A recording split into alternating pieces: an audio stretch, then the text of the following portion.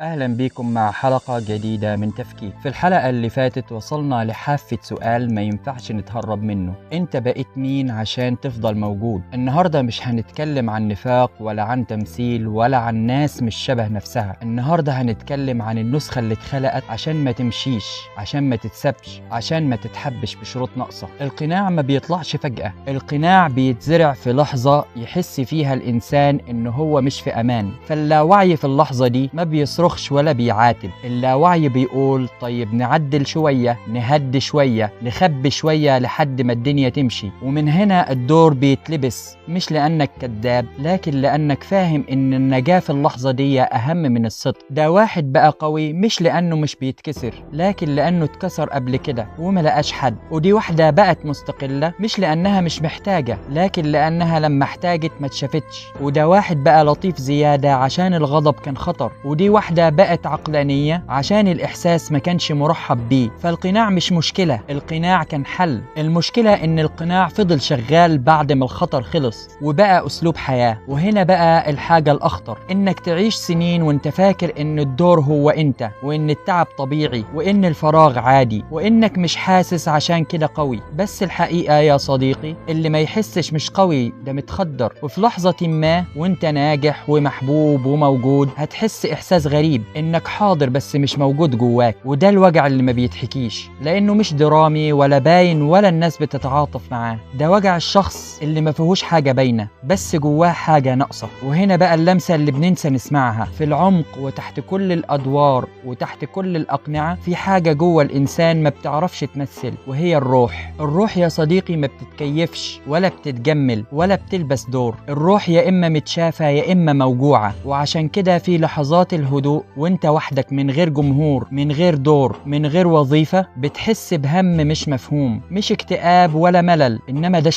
اشتياق لنسخة ما كانش ينفع تطلع ولا ينفع تموت. تفكيك القناع يا صديقي مش انك تقلعه فجأة ولا تواجه العالم بوشك عريان. تفكيك القناع انك تعترف لنفسك انك لبست ده عشان تنجو بس دلوقتي تعب، وان التعب ده مش ضعف وانما اشارة ان الوقت قرب، انك تواجه مش تمثل، تحس مش تتكيف، تتواجد مش بس تعيش. وفي الحلقة اللي جاية مش هنتكلم عن القناع ولا عن الدور ولا عن النجاة، إنما هنتكلم عن أول شرخ، عن أول لحظة. حلقة هتكون عن الانهيار الهادي اللي بيحصل قبل ما الإنسان يرجع لنفسه. نشوفك الحلقة الجاية، وافتكر إن ربنا ما خلقش حد نسخة ولا طلب من حد يعيش طول عمره مستخبي. وأكتر طريق بيوجع هو دايما أقرب طريق للصدق. الحلقة الجاية من تفكيك لما القناع يقع لوحده، مش لأنك ضعيف لكن لأنك تعبت من التمثيل. وما تنساش يا صديقي شير للفيديو، يمكن غيرك يستفيد. رمضانكم سعادة.